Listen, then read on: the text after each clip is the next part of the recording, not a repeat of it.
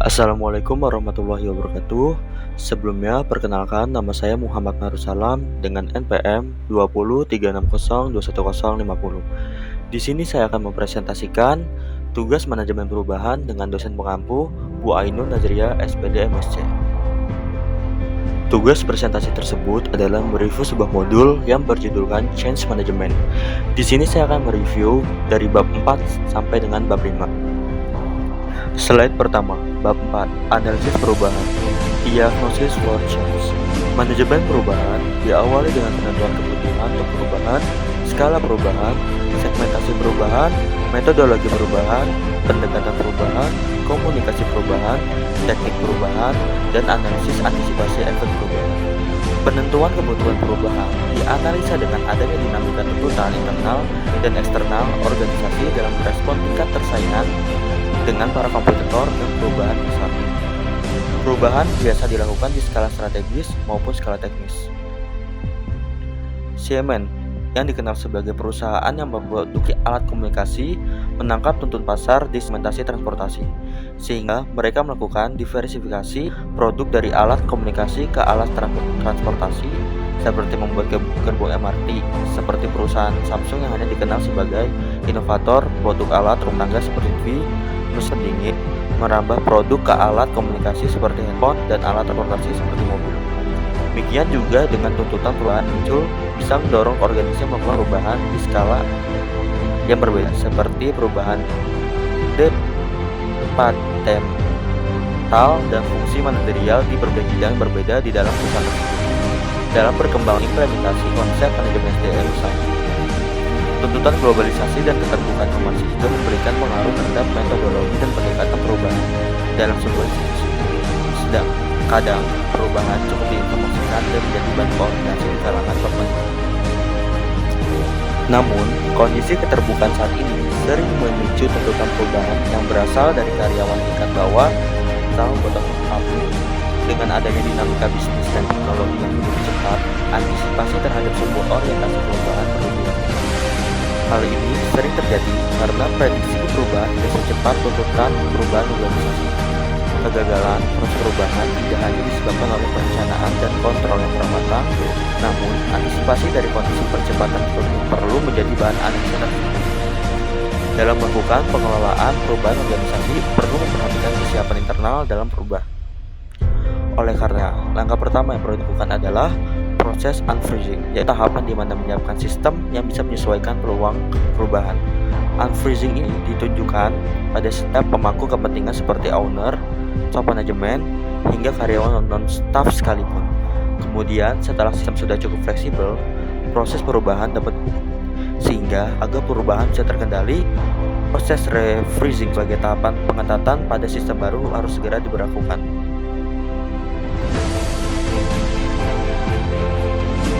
Slide selanjutnya, resistant to change. Tidak semua rencana perubahan organisasi dapat berjalan dengan baik. Sering terjadi proses pengelolaan perubahan organisasi terkendala karena munculnya berbagai hambatan untuk berubah baik dari individu anggota organisasi hingga sistem organisasi yang sedang berjalan. Di antara hambatan yang sering muncul adalah karena ketidaktahuan dan kekhawatiran tentang proses dari perubahan yang akan dan sedang dilakukan sebagaimana tergambar dalam bagian di bawah. Sehingga agen perubah perlu melakukan antisipasi dalam menghadapi resistensi yang muncul dalam perubahan tersebut, seperti perlunya dilakukan komunikasi secara intensif ketika sedang dilakukan perencanaan perubahan, persiapan perubahan saat hingga saat akhir proses perubahan. Hal ini untuk mendukung proses unfreezing, proses perubahan dan refreezing. Dengan adanya komunikasi yang intensif diharapkan berbagai dalam psikologis, kognitif, dan kebutuhan peningkatan kapasitas dan kompetisi dapat identifikasi dengan baik, sehingga dan penghalang di level psikologis, kognitif maupun keterampilan bisa diantisipasi dengan bidang latihan dan lengkap.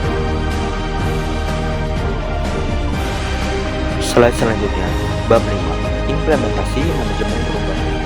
Organizational Development.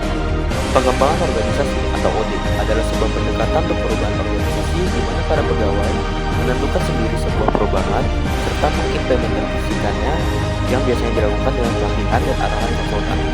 Pengembangan organisasi adalah supaya organisasi direncanakan untuk meningkatkan efektivitas dan efisiensi organisasi dan untuk memungkinkan organisasi untuk mencapai tujuan strategisnya. Para ahli dan praktisi OD mendefinisikannya dalam berbagai cara. Berbagai definisi OD mencerminkan kompleksitas disiplin dan tanggung jawab pemahaman terhadap OD. Sebagai contoh, Vasudevan menjadikan OD sebagai promosi kesiapan organisasi dalam memenuhi tuntutan perubahan, dan OD disebut sebagai pembelajaran dan pengembangan strategi yang sistematik untuk mengubah dasar-dasar keyakinan, sikap, dan nilai-nilai yang relevan, dan mengubah struktur organisasi agar lebih mampu menyerap teknologi, menangkap peluang, pasar, dan tantangannya.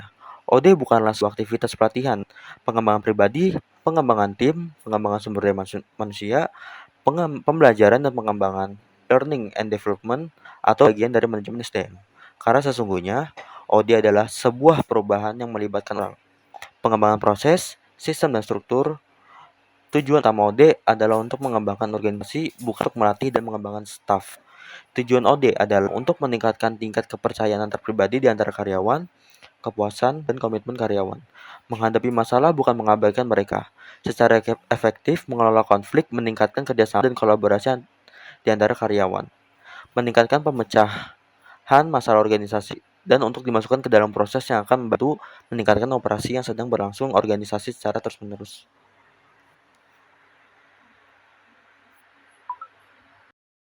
Slide selanjutnya adalah appreciative inquiry.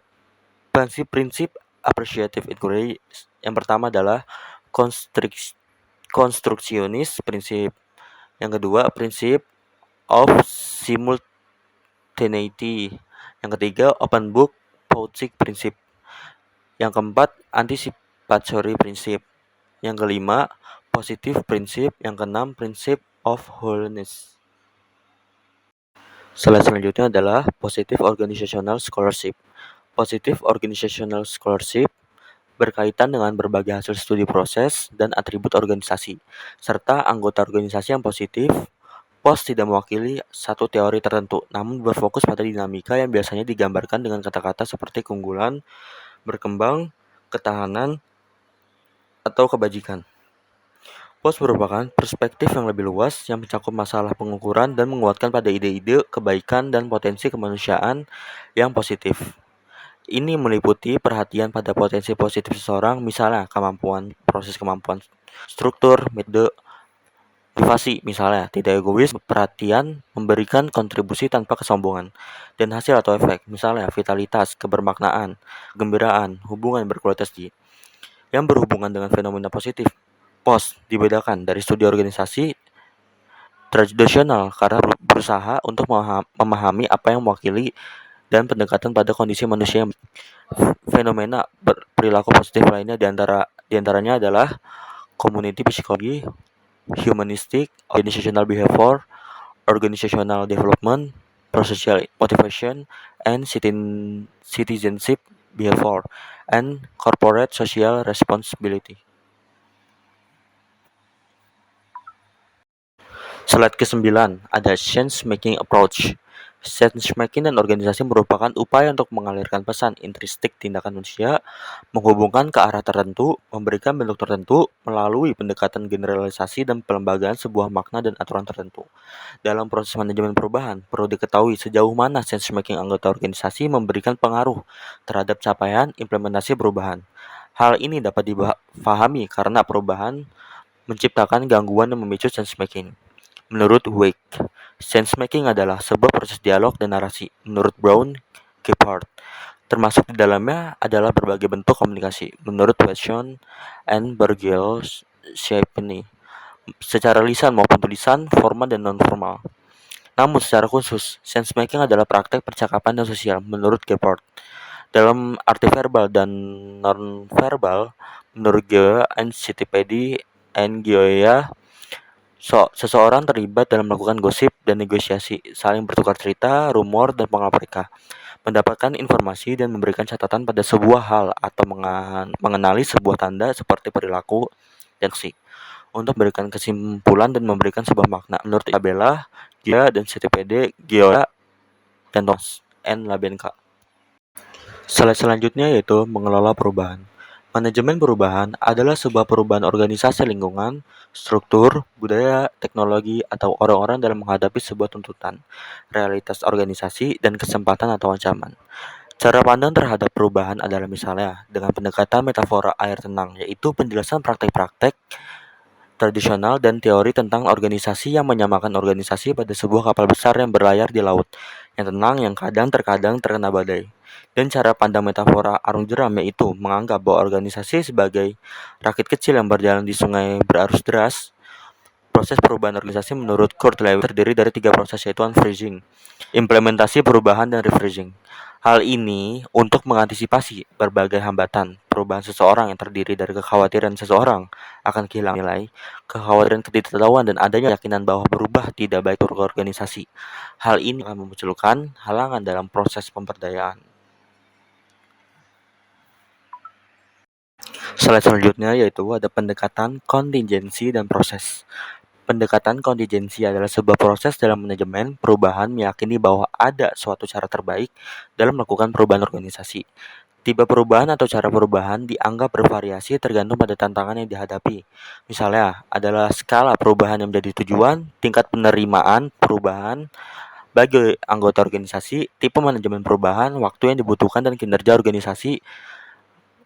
Pendekatan kontingensi menurut Hui dikategorikan menjadi perintah intervensi seperti perubahan harus dilakukan dalam jangka pendek dan cepat. Dilakukan oleh eksekutif senior, dilakukan dengan cara perampingan, outsourcing, atau divestasi. Kategori kedua adalah rekayasa intervensi seperti bahwa perubahan dilakukan dalam jangka menengah dan relatif cepat, memerlukan analisa dan bertujuan untuk mengubah desain kerja dan sistem operasional. Sedangkan kategori ketiga adalah pengajaran intervensi, yaitu perubahan dilakukan dalam jangka panjang dan bertahap, membutuhkan konsultan dan berubah praktek kerja dan perilaku. Kategori keempat adalah sosialisasi intervensi, yaitu perubahan jangka panjang dan bertahap, dilakukan dengan melibatkan pengalaman belajar dan pemantauan diri, serta dilakukan dengan praktek organisasi yang demokratis. Sedangkan pendekatan proses adalah melihat perubahan sebagai sebuah proses yang berkelanjutan, bukan sekedar rangkaian aktivitas yang linear dalam waktu tertentu. Pendekatan proses menganggap bahwa hasil dan perubahan sebagai jadi melalui interaksi yang rumit dari berbagai kelompok kepentingan, tujuan, dan politik. Pendekatan ini mengingatkan manajer perubahan ke berbagai pengaruh yang mereka akan hadapi dan mengingat manajer perubahan bahwa cara dia akan menyebabkan hasil perubahan tertentu saja yang dapat dicapai. Pendekatan ini sering digunakan untuk mendapatkan analisa dan pemahaman mendalam dari sebuah perencanaan. Slide selanjutnya yaitu menghubungkan visi dan perubahan. Memiliki visi sering dikaitkan mengapa perubahan organisasi berhasil mencapai tujuannya. Sebaliknya, kehilangan visi sering dikaitkan dengan kegagalan organisasi. Peran visi dalam memproduksi perubahan organisasi ini terkait dengan citra seseorang mengelola perubahan. Visi umumnya dianggap sebagai panduan bagi organisasi dalam mengidentifikasi kelayakan perubahan tertentu yang ditargetkan. Sekian dan terima kasih atas presentasi saya. Kurang lebih mohon maaf. Wassalamualaikum warahmatullahi wabarakatuh.